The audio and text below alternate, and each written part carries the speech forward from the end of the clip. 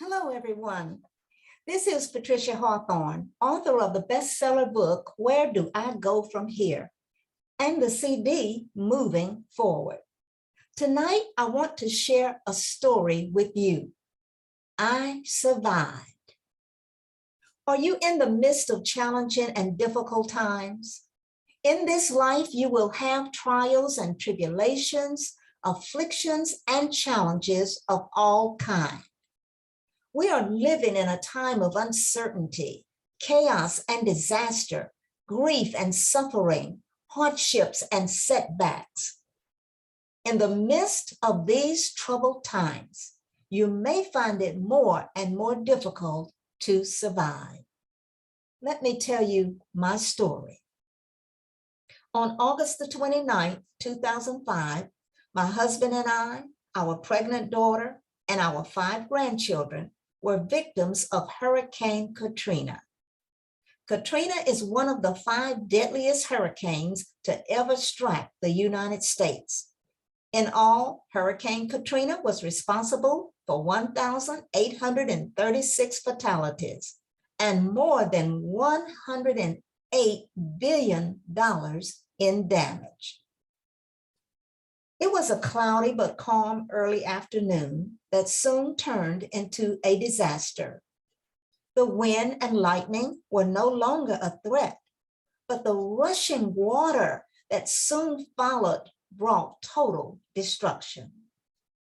I remember looking out my back door, and suddenly I could see water swiftly approaching the house.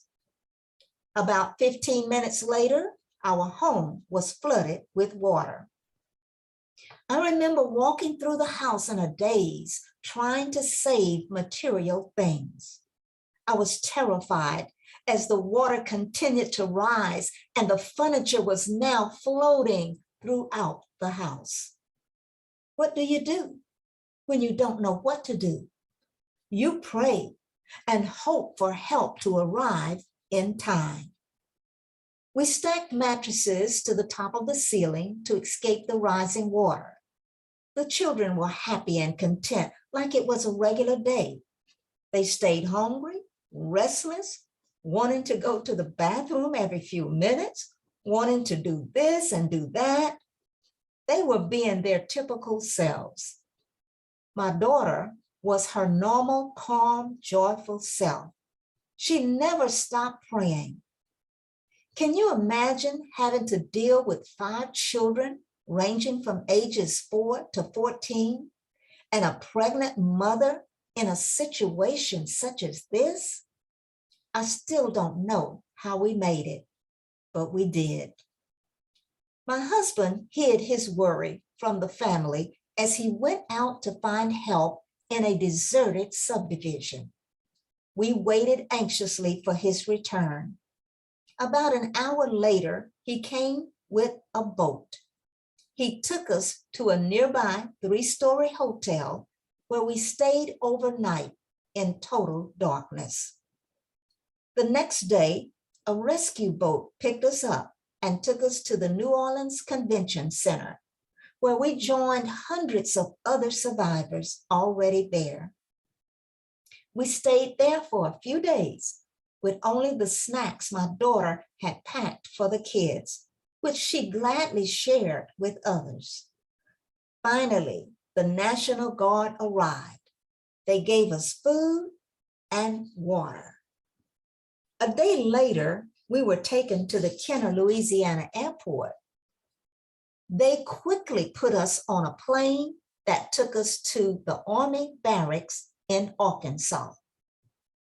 There, we received 3 meals a day, clean clothes to wear, and we shared bathrooms and living quarters. Everyone there was friendly and appreciated the help. All the children acted as though they were on vacation.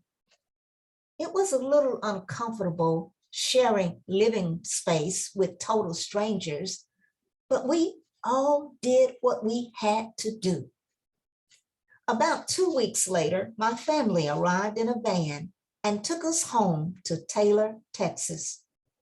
We came here with only the clothes on our backs, but we were grateful to be alive. We can replace material things, but we can never replace a life. I survived.